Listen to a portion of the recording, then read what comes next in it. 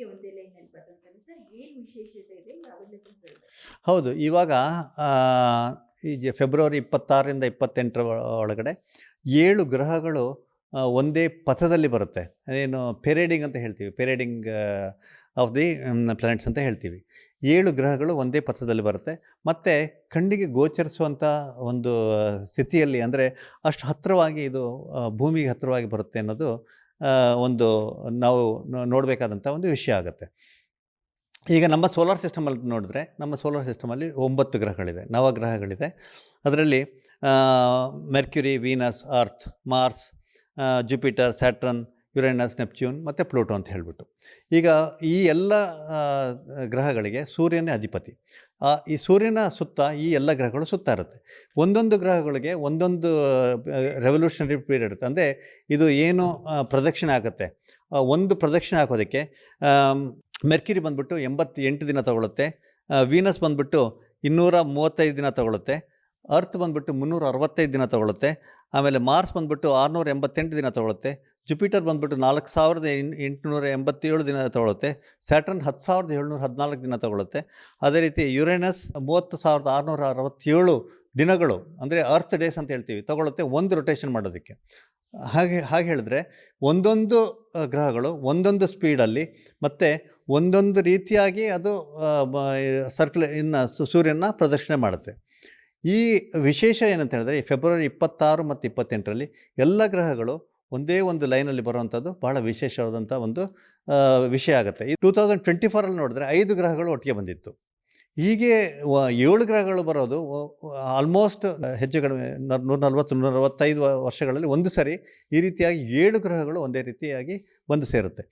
ಈಗ ಈ 7 ಗ್ರಹನ ನಾವು ನಮ್ಮ ನೇಕೆಡ್ ಐನಲ್ಲಿ ನೋಡ್ಬೋದಾ ಅಂತ ಹೇಳಿದ್ರೆ, ಈ 7 ಗ್ರಹಗಳಲ್ಲಿ 5 ಗ್ರಹಗಳನ್ನು ನಾವು ನೋಡ್ಬೋದು. ನಾವು ಹೇಗೆ ನೋಡಬೇಕು ಅನ್ನೋದನ್ನು ನಾವು ವಿಶ್ಲೇಷಣೆ ಮಾಡೋಣ. ಇದು ಸಾಯಂಕಾಲ ಸೂರ್ಯ ಅಸ್ತಮಾನ ಆದಮೇಲೆ 6:30-7 ಗಂಟೆ ಹೊತ್ತಿಗೆ ಚಂದ್ರ ಉದಯ ಆಗಿರುತ್ತೆ. ಆ ಚಂದ್ರನನ್ನು ಫೇಸ್ ಮಾಡಿ, ಅಂದರೆ ಚಂದ್ರ ಈಸ್ಟಲ್ಲಿ ಇದೆ ಅಂತ ಅಂದ್ಕೊಳ್ಳೋಣ. ಆ ಈಸ್ಟಲ್ಲಿ ನಾವು ನೋಡಬೇಕಾಗತ್ತೆ. ಆ ಚಂದ್ರನ ಪಕ್ಕದಲ್ಲಿ 2 ಗ್ರಹಗಳು ಕಾಣುತ್ತೆ. ಒಂದು ಬಂದ್ಬಿಟ್ಟು ಮಾರ್ಸು, ಇನ್ನೊಂದು ಬಂದ್ಬಿಟ್ಟು ಸ್ಯಾಟ್ರನ್. ಅದು 2 ಗ್ರಹ ನಮಗೆ ಮೂನ್ ಹತ್ತಿರ, ಚಂದ್ರನ ಹತ್ತಿರ ಕಾಣುತ್ತೆ. ಅದೇ ರೀತಿಯಾಗಿ ನೀವು ಈಸ್ಟಿಂದ ವೆಸ್ಟ್ ಕಡೆ ನೀವು ನೋಡ್ತಾ ಬಂದರೆ ನಿಮ್ಮ ತಲೆಯ ಮೇಲ್ಗಡೆ ಜುಪಿಟರ್ ಕಾಣುತ್ತೆ. ಓಕೆ, ಅಲ್ಲಿಂದ ನೀವು ಟುವರ್ಡ್ಸ್ ವೆಸ್ಟ್ ಬಂದರೆ ನಿಮಗೆ ಟುವರ್ಡ್ಸ್ ವೆಸ್ಟ್ ನಿಮಗೆ ವೀನಸ್ ಕಾಣುತ್ತೆ. ಈ ರೀತಿಯಾಗಿ 5 ಗ್ರಹಗಳು, ಆಲ್ಮೋಸ್ಟ್ 5 ಗ್ರಹಗಳು ಕ್ಲಿಯರ್ ಸ್ಕೈನಲ್ಲಿ ನಮ್ಮ ದೇಶದಿಂದ ನಾವು ನೋಡ್ಬೋದು. ಇವಾಗ ಬಾಕಿ ಗ್ರಹಗಳು ಹೇಗೆ ನೋಡೋದು, ತುಂಬ ಕ್ಲಿಯರಾಗಿ ಹೇಗೆ ನೋಡೋದು ಅಂತ ಹೇಳಿದ್ರೆ, ನಾವು ಇದಕ್ಕೆ ಟೆಲಿಸ್ಕೋಪ್ಸ್ ಯೂಸ್ ಮಾಡಬೇಕಾಗತ್ತೆ. ಇಲ್ಲ ಅಂತ ಹೇಳಿದ್ರೆ ಇಲ್ಲಿ ಏನು ವ್ಯವಸ್ಥೆಗಳಿದೆ, ಟೆಲಿಸ್ಕೋಪ್ ಇರುವಂಥ ಒಂದು ಈ ವ್ಯವಸ್ಥೆಗಳು ಎಲ್ಲಿದೆ ಆ ಸಂಸ್ಥೆಗಳಿಗೆ ನಾವು ಹೋಗಬೇಕಾಗತ್ತೆ. ಪ್ಲಾನೆಟೋರಿಯಂ ಅಂತ ನೋಡಬೇಕಾಗತ್ತೆ. ಪ್ಲಾನೆಟೋರಿಯಮ್ಮಲ್ಲಿ ಹೋಗಿ ನೋಡ್ಬೋದು ಇದನ್ನು. ಆ 5 ಗ್ರಹನೂ ನೋಡ್ಬೋದು, ಪ್ಲಸ್ 7 ಗ್ರಹಗಳು ಕೂಡ. 2 ಗ್ರಹಗಳು ಭಾಳ ಡಿಮ್ಮಾಗಿ ಕಾಣುತ್ತೆ, ತುಂಬ ಕ್ಲಿಯರಾಗಿ ಕಾಣಲ್ಲ. 5 ಗ್ರಹ ತುಂಬ ಕ್ಲಿಯರಾಗಿ ಟೆಲಿಸ್ಕೋಪಲ್ಲಿ ಮತ್ತು ಪ್ಲಾನೆಟೋರಿಯಮಲ್ಲಿ ನೋಡ್ಕೋಬೋದು. ಮತ್ತು ಅದಲ್ಲದಾಗೆ institute of science, Tata institute ಅಂತ ಏನು ಹೇಳ್ತೀವಿ, ಅಲ್ಲಿ ನೋಡ್ಬೋದು. ಮತ್ತು ಇನ್ಸ್ಟಿಟ್ಯೂಟ್ ಆಫ್ ಫಂಡಮೆಂಟಲ್ ರಿಸರ್ಚ್ ಅಂತ ಅಲ್ಲೂ ಟೆಲಿಸ್ಕೋಪ್ಸ್ ಇದೆ. ಇಸ್ರೋದಲ್ಲಿ ಕೂಡ ಟೆಲಿಸ್ಕೋಪ್ಸ್ ಇದೆ. ಆದರೆ ಈ ಒಂದು ಆರ್ಗನೈಸೇಷನಲ್ಲಿ ಹೋಗಿ ನೋಡಬೇಕಂತ ಹೇಳಿದ್ರೆ ಅಲ್ಲಿರುವಂಥ ಸೆಕ್ಯೂರಿಟಿ ಸಿಸ್ಟಮ್ಸ್ ಮತ್ತು ಅಲ್ಲಿರುವಂಥ ಒಂದು ಏನು ಪ್ರೊಸೀಜರ್ಸ್ ಇದೆ ಅದು ಅಡಾಪ್ಟ್ ಮಾಡಿಕೊಂಡು ಅಲ್ಲಿ ಬೇಕಾದಂಥ ಪರ್ಮಿಷನ್ಗಳನ್ನ ತೊಗೊಂಡು ಹೋಗಿ ನಾವು ನೋಡಬೇಕಾಗತ್ತೆ. ಇದಲ್ಲದ ಹಾಗೆ ನಾವು ನಮ್ಮ ಮನೆಯಲ್ಲೇ ಟೆಲಿಸ್ಕೋಪ್ ಇಟ್ಕೊಂಡು ನೋಡಬೇಕು ಅಂತ ಹೇಳಿದ್ರೆ, ನಾವು ಮನೇಲಿ ಖರೀದಿ ಮಾಡ್ಕೋಬೋದಾ, ಮನೆಯಿಂದಲೇ ನಾವು ನೋಡ್ಬೋದಾ ಅಂತ ಹೇಳಿದ್ರೆ ಡೆಫಿನೆಟಾಗಿ ನೋಡ್ಕೋಬೋದು. 10,000ದಿಂದ ಹಿಡಿದು 10 ಲಕ್ಷದವರೆಗೂ ಟೆಲಿಸ್ಕೋಪ್ಗಳು ಸಿಗುತ್ತೆ. ಸುಮಾರಿಗೆ 1 ಲಕ್ಷ ರೂಪಾಯಿದು ಒಂದು ಟೆಲಿಸ್ಕೋಪ್ ತೊಗೊಂಡ್ರೆ ಸ್ವಲ್ಪ ಯಾವುದಾದ್ರು ಒಂದು ಈ ಆಸ್ಟ್ರೋನಮಿ ಗೊತ್ತಿರೋಂಥವ್ರು, ಅದರ ಸ್ವಲ್ಪ ಸೈನ್ಸ್ ಬಗ್ಗೆ ಹೆಚ್ಚು ನಾಲೆಡ್ಜ್ ಇರೋಂಥವ್ರು ಒಂದು ಗೈಡೆನ್ಸ್ ತೊಗೊಂಡ್ರೆ ನಾವು ಈಸ್ಟಿಂದ ವೆಸ್ಟಿಗೆ ಫೆಬ್ರವರಿ 26ರಿಂದ 28 ಸುಮಾರಿಗೆ ಈ ಎಲ್ಲ ಗ್ರಹಗಳನ್ನು ನಾವು ನೋಡ್ಬೋದು. ಈ ಒಂದು ಅವಕಾಶನ ನಾವು ಮಿಸ್ ಮಾಡ್ಕೋಬಾರ್ದು. ನಮ್ಮ ಮಕ್ಕಳುಗಳಿಗೆ ಕೂಡ ಇದನ್ನು ತೋರಿಸ್ಬೇಕು. ಅದರಿಂದ ಅವ್ರುಗಳಿಗೆ ಬೇಕಾದಂಥ ಒಂದು ಜ್ಞಾನ ಸಿಗುತ್ತೆ ಅನ್ನೋದು ನನ್ನ ಒಂದು ಉದ್ದೇಶ. ನಾಸಾ ಕೊಟ್ಟಿರ್ತಕ್ಕಂಥ ಎಚ್ಚರಿಕೆ ಏನು, ಯಾವಾಗ ಅಪ್ಪಳಿಸೋ ಚಾನ್ಸಸ್ ಇದೆ, ಇದರಿಂದ ಆಗೋ ಪರಿಣಾಮಗಳು, ಎಫೆಕ್ಟ್ಸ್ ಏನಿರ್ತವೆ ಸರ್? ಕ್ಷುಭಗ್ರಹ ಅಂತ ಹೇಳಿದ್ರೆ ಆಸ್ಟ್ರಾಯ್ಡ್ಸ್ ಅಂತ ಹೇಳ್ತೀವಿ. ಆಸ್ಟ್ರಾಯ್ಡ್ಸ್ ಅಂತ ಹೇಳಿದ್ರೆ ಇವಾಗ ಈ ಸೌರಮಂಡಲದಲ್ಲಿ ಗ್ರಹಗಳಿದೆ ಅಲ್ವಾ, 9 ಗ್ರಹಗಳಿದೆ. ಅದೇ ರೀತಿಯಾಗಿ ಸೂರ್ಯ ಅದರದ್ದು ಅಧಿಪತಿ ಆಗ್ತಾನೆ.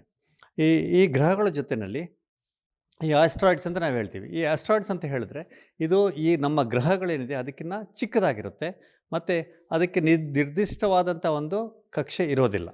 ಆಮೇಲೆ ಮೀಟರಾಯ್ಡ್ಸ್ ಅಂತ ಕೂಡ ಇದೆ. ಮೀಟರಾಯ್ಡ್ಸ್ ಅಂತ ಹೇಳಿದ್ರೆ ಈ ಆಸ್ಟ್ರಾಯ್ಡ್ಸ್ಗಿನ್ನ ಇನ್ನೂ ಚಿಕ್ಕದು.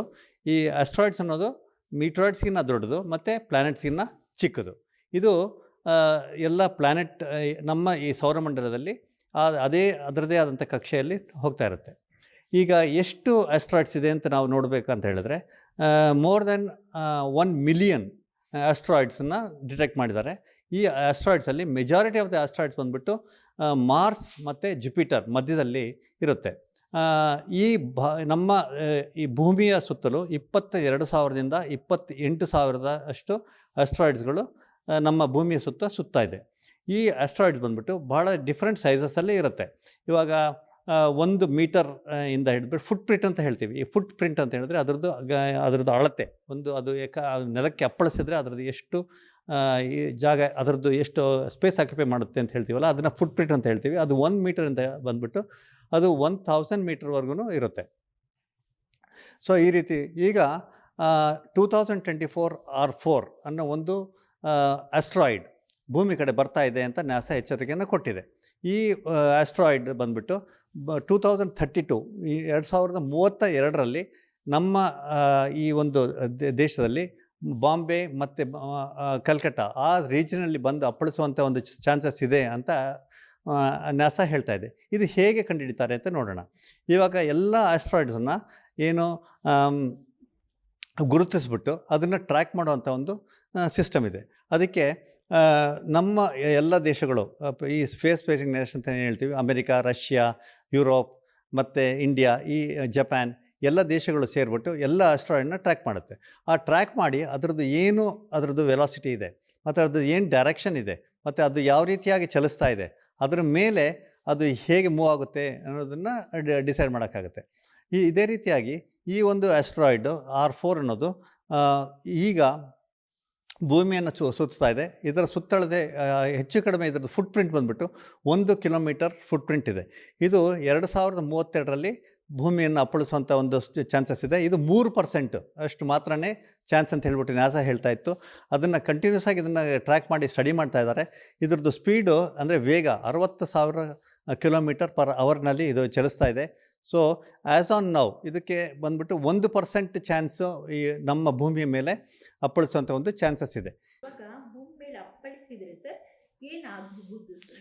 ಭೂಮಿಯ ಮೇಲೆ ಅಪ್ಪಳಿಸಿದರೆ ಇದು 1 ಕಿಲೋಮೀಟರ್ ಫುಟ್ ಪ್ರಿಂಟ್ ಇರುವಂಥ ಒಂದು ಆಸ್ಟ್ರಾಯ್ಡ್. ಅದು 1 ಕಿಲೋಮೀಟರ್ ಆಸ್ಟ್ರಾಯ್ಡ್ ಭೂಮಿಯ ಮೇಲೆ ಅಪ್ಪಳಿಸಿದರೆ ಅದು 10 ಕಿಲೋಮೀಟರ್ ದೂರದಷ್ಟು ಇದನ್ನು ಭೂಮಿಯನ್ನು ಕೆಳಗಡೆ ತೊಗೊಂಡೋಗುತ್ತೆ. ಆ ಫೋರ್ಸ್ ಅಂತ ಇದೆಯಲ್ಲ, ಆ ಫೋರ್ಸ್ ಭಾಳ ಹೆವಿಯಾಗಿರುತ್ತೆ. 60,000 ಕಿಲೋಮೀಟರ್ ಪರ್ ಅವರ್ ಇದರಲ್ಲಿ ಸ್ಪೀಡಲ್ಲಿ ಟ್ರಾವೆಲ್ ಮಾಡ್ತಾಯಿದೆ. ಥೌಸಂಡ್ಸ್ ಆಫ್ ಟನ್ಸ್ ವೆಯ್ಟ್ ಇದೆ. ಅಷ್ಟು ವೆಯ್ಟ್ ಭೂಮಿಯ ಮೇಲೆ ಅಪ್ಪಳಿಸಿದಾಗೆ ಭೂಮಿಯ 10 ಕಿಲೋಮೀಟರ್ ದೂರದಷ್ಟು ಭೂಮಿ ಕೆಳಗಡೆ ಹೋಗುತ್ತೆ. ಅದು ಒಂದು. ಎರಡನೇದು ಬಂದುಬಿಟ್ಟು ಬಹಳಷ್ಟು ಧೂಳು ಏಳುತ್ತೆ. ಧೂಳು ಅಂತ ಹೇಳಿದ್ರೆ ಸಂಪೂರ್ಣವಾಗಿ ಈ ಒಂದು ಏನು ಭೂಮಿಯನ್ನು ಕವರ್ ಮಾಡೋಷ್ಟು ಧೂಳು ಎಷ್ಟು ಏಳುತ್ತೋ ಅಷ್ಟು ಧೂಳು ಮೇಲೆ ಏಳುತ್ತೆ. ಮತ್ತು ಇದು ಚಲಿಸ್ತಾ ಇರೋದು ಚಲಿಸಿ ನಮ್ಮ ಭೂಮಿಯ ಕಕ್ಷೆಯನ್ನು ಅದು ಎಂಟ್ರ್ ಆಗಬೇಕಾದ್ರೆ, ಅಟ್ಮಾಸ್ಫಿಯರ್ನ ಎಂಟ್ರ್ ಆಗಬೇಕಾದ್ರೆ ಅದು ಟೆಂಪ್ರೇಚರ್ ಬಂದುಬಿಟ್ಟು 2000 to 3000 ಡಿಗ್ರಿ ಸೆಂಟಿಗ್ರೇಡ್ ಟೆಂಪ್ರೇಚರ್ ಇರುತ್ತೆ. ಅದಕ್ಕೆ ಅಷ್ಟೊಂದು ಟೆಂಪ್ರೇಚರ್ ಇರುವಂಥ ಒಂದು ಆಬ್ಜೆಕ್ಟ್ ಭೂಮಿಯನ್ನು ಅಪ್ಪಳಿಸಿದ್ರೆ ಆ ಟೆಂಪ್ರೇಚರ್ ಏನು ರೈಸ್ ಆಗುತ್ತೆ ಅದರಿಂದ ಸಂಪೂರ್ಣವಾಗಿ 10 ಕಿಲೋಮೀಟರ್ ಸುಮಾರಿಗೆ ಎಲ್ಲ ಭೂಮಿಯಲ್ಲಿರೋ ಎಲ್ಲ ವಸ್ತುಗಳು, ಜೀವಗಳು, ಎಲ್ಲ ಥರದ ಒಂದು ಹ್ಯೂಮನ್ ಬೀಯಿಂಗ್ಸ್ ಏನಿದೆ, ಪ್ಲ್ಯಾಂಟ್ಸ್ ಏನಿದೆ, ಎಲ್ಲ ಕಂಪ್ಲೀಟಾಗಿ ಡೆಸ್ಟ್ರಾಯ್ ಆಗುವಂಥ ಒಂದು ಸಾಧ್ಯತೆಗಳು ಕಾಣುತ್ತೆ. ಇದು ಬಂದುಬಿಟ್ಟು ಒಂದು ನ್ಯೂಕ್ಲಿಯರ್ ಬಾಂಬನ್ನು ಹಾಕಿದ್ರೆ ಯಾವ ರೀತಿಯಾಗಿ ಡೆಸ್ಟ್ರಾಯ್ ಆಗಬಹುದು. ಹಿರೋಶಿಮಾ ನಾಗಸಾಕಿ ಅನ್ನೋದು ಭಾಳ ಒಂದು ಎಕ್ಸಾಂಪಲ್ ಎಲ್ಲ ಕಡೆ ಕೊಡುವಂಥದ್ದಿದೆ. ಅದೇ ರೀತಿಯಾಗಿ ಇಲ್ಲಿ ಸಂಪೂರ್ಣವಾಗಿ